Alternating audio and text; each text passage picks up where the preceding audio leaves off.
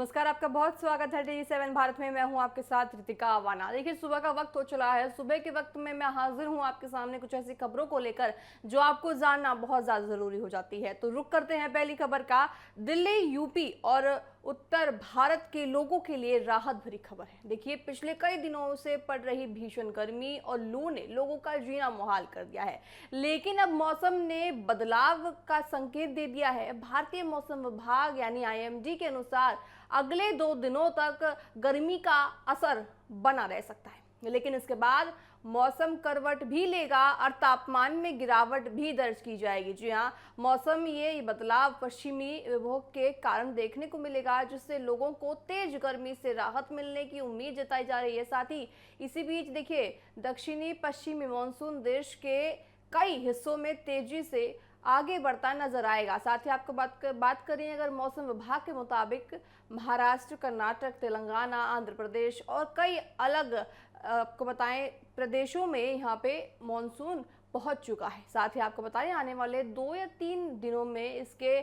छत्तीसगढ़, उड़ीसा, पश्चिम बंगाल, सिक्किम, पूर्वोत्तर भारत के अन्य हिस्सों तक पहुंचने की संभावना भी जताई है।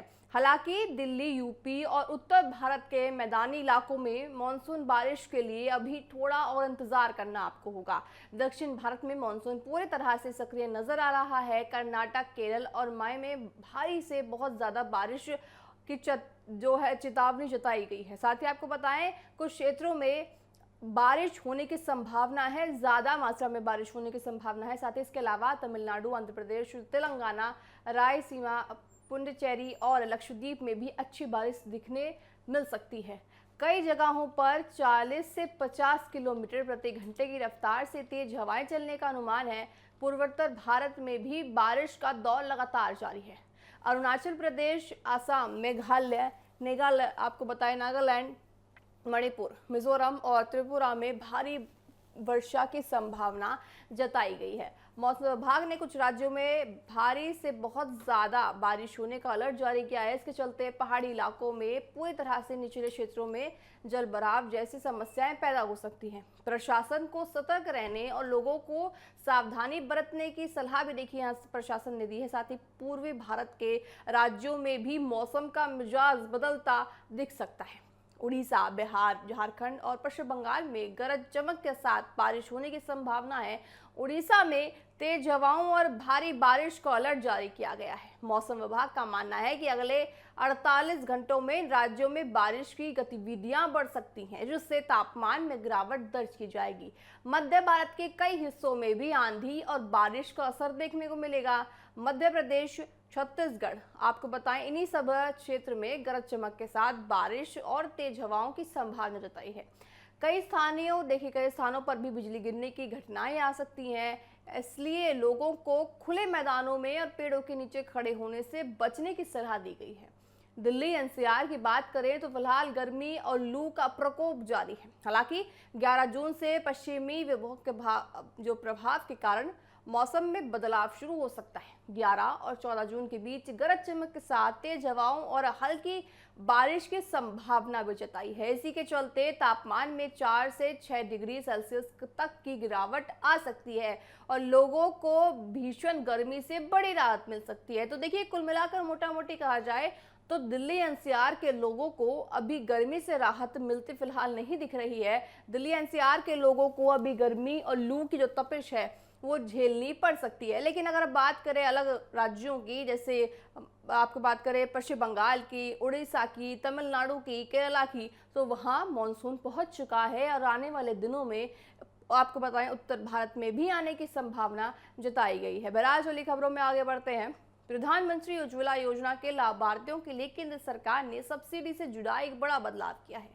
अब योजना के तहत साल भर में केवल पहले 4 एलपीजी सिलेंडरों पर ही देखिए 300 रुपये प्रति सिलेंडर की अतिरिक्त सब्सिडी मिलेगी। सरकार का कहना है कि अंतर्राष्ट्रीय बाजार में एलपीजी की बढ़ती कीमतों और तेल कंपनियों पर बढ़ रहे वित्तीय दबाव को देखते हुए फैसला लिया गया है।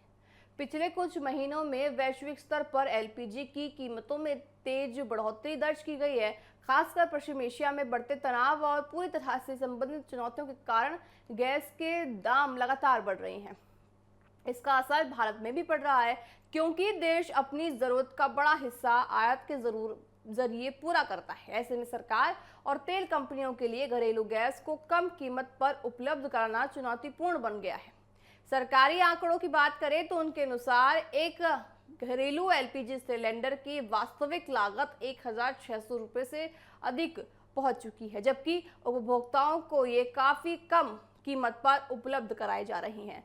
इस अंतर का बोझ तेल पूरी कंपनियां और सरकारी उठा रही हैं। देखिए यहाँ पे जो इसका लाभ है वो यहाँ पे जो तेल कंपनियां हैं सरकारी हैं वो यहाँ उठाती नजर आ रही हैं। बढ़ते लागत के कारण घरेलू एलपीजी पर होने वाले वित्तीय दबाव लगातार बढ़ रहा है, जिसके चलते सब्सिडी व्यवस्था में बदलाव किया गया है। सरकार ने स्पष्ट कहा है कि उज्ज्वला योजना के लाभार्थियों को राहत मिलना पूरी तरह बंद नहीं होगा।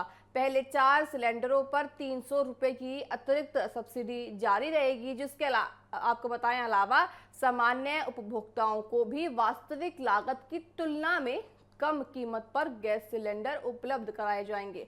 सरकार का देखिए ये दावा है कि मौजूदा व्यवस्था के तहत उपभोक्ताओं को अब भी पर्याप्त राहत मिल रही है। हालांकि विशेषज्ञों का यह मानना है कि जिन परिवारों में साल भर में अधिक गैस सिलेंडर की खपत होती है उसके घरेलू बजट पर इसका असर पड़ता है।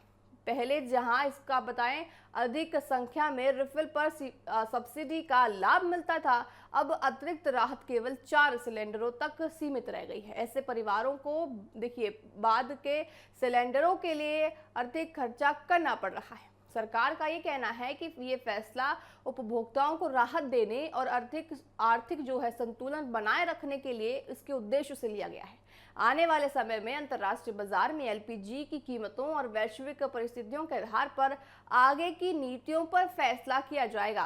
फिलहाल देखिए सरकार बढ़ती लागत और उपभोक्ताओं के जो हितों के बीच संतुलन बनाने की पूरी तरह से कोशिश कर रही है। देखिए देखा जा रहा है कि जिस तरह से पश्चिम एशिया का जो युद्ध छिड़ रहा है उसके कारण हमारे भारत में भी बहुत ज्यादा असर यहाँ देखने को मिल रहा है। साथ ही देखिए एलपीजी के दाम बढ़ते नजर आ रहे हैं। ऐसे में देखिए उज्ज्वला योजना की जो मदद है वो साफ तौर से गरीब तबके लोगों को या फिर मिडिल क्लास को यह साफ तौर से सरकार दे रही है। बहरहाल चलिए खबरों में आगे बढ़ते हैं।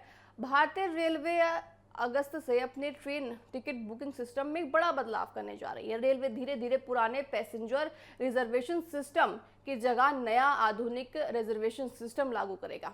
ये कदम यात्रियों को बेहतर, तेज और अधिक सुविधाजनक टिकट बुकिंग अनुभव देने के लिए उठाया जा रहा है। रेलवे का मानना है कि नई तकनीक से टिकट बुकिंग प्रक्रिया पहले से ज्यादा आसान और भरोसेमंद बनेगी। देखिए मौजूदा पीआरएस सिस्टम साल 1986 से इस्तेमाल किया जा रहा है। करीब 40 साल पुराने इस सिस्टम ने रेलवे की टिकट बुकिंग व्यवस्था को लंबे समय तक संभाला है, लेकिन बढ़ती डिजिटल जरूरतों को देखते हुए अब इसे अपडेट किया गया है। नया सिस्टम ज्यादा क्षमता के साथ काम करेगा और एक समय में अधिक संख्या में टिकट बुकिंग को आसानी से संभालता भी नजर आएगा। साथ ही भारतीय रेलवे ने ऑनलाइन टिकट बुकिंग की शुरुआत कर दी है। साल 2002 में थी। देखिए आज अधिकांश यात्री टिकट बुक करने के लिए डिजिटल प्लेटफॉर्म का उपयोग करते हैं। रेलवे के अनुसार वर्तमान में लगभग देखिए 88% टिकट बुकिंग ऑनलाइन माध्यम से हो रही है। ऐसे में आधुनिक तकनीक से लैस नया रिजर्वेशन सिस्टम यात्रियों को तेज और बेहतर सेवा देने में मदद करेगा। रेलवे की डिजिटल सेवाओं को मजबूत करने के लिए आपको बताएं रेल ऑन की ऐप भी महत्वपूर्ण भूमिका निभा रहा है।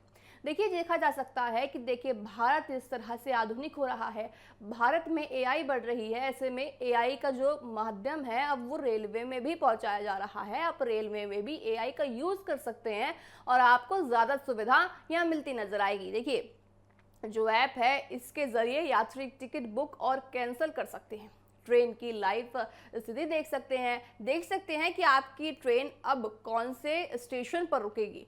प्लेटफॉर्म और कोच से जुड़ी जानकारी आप प्राप्त कर सकते हैं। तो मोटा मोटी ये समझिए कि आपके फोन में पूरी डिटेल्स आपको साफ तौर से दिख सकती हैं तथा देखिए शिकायत भी दर्ज करा सकते हैं उसी ऐप पे। रेलवे के मुताबिक इस ऐप के जरिए हर दिन लाखों टिकट बुक किए जा रहे हैं, जिससे यात्रियों को काफी सुविधा मिल रही है। नए सिस्टम की सबसे खास बात यह है कि एआई आधारित आपको बताएं वेटिंग लिस्ट प्रेडिक्शन फीचर ये तकनीक यात्रियों को बताएगी कि उनका वेटिंग टिकट कंफर्म होने की कितनी संभावना है। इससे यात्रा की बेहतर योजना बनाने में उनको मदद मिलेगी। रेलवे का दावा है कि इस सुविधा की सटीकता पहले की तुलना में काफी बेहतर हो चुकी है और अब ये यात्रियों को अधिक भरोसेमंद जानकारी उपलब्ध करा रही है। रेल मंत्री अश्विनी वैष्णव ने अधिकारियों को निर्देश दे दिए हैं कि नए सिस्टम में बदलाव के दौरान यात्रियों को किसी तरह की परेशानी ना हो। रेलवे का लक्ष्य ये है कि अगस्त से शुरू होने वाले ये नया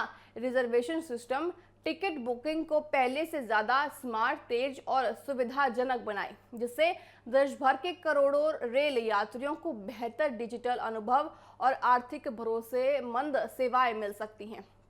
तो आप ये समझिए कि अगर आप कहीं जाने का मन बना रहे हैं, अपने परिवार वालों के साथ कहीं जाने का मन बना रहे हैं, तो अब देखिए अगस्त से सुविधा आपको मिलने लगेगी कि आप अपने मोबाइल फोन में ही पूरी जो जानकारी है, डिटेल्स हैं, वो आप प्राप्त कर पाएंगे। आपकी जो रेल है वो कब आ रही है, आपका कंफर्म टिकट हो रहा है नहीं हो रहा है, जो भी देखिए जो डिटेल्स होती हैं वो सिर्फ और सिर्फ आपके मोबाइल तक सीमित रह जाएंगे। तो देखा जा सकता है कि भारत कितना ज्यादा विकसित करने वाला है। देखिए रेल के माध्यम से साथ ही भारत में एआई तकनीक बहुत ज्यादा आगे बढ़ रही है, तो ऐसे में भारत आत्मनिर्भर बनता साफ तौर से दिखाई दे रहा है। लेकिन बहरहाल आप पूरे देखिए देश दुनिया की खबरों जानने के लिए देखते रहिए TV7 भारत। लेकिन मेरे साथ अभी के लिए इतना ही।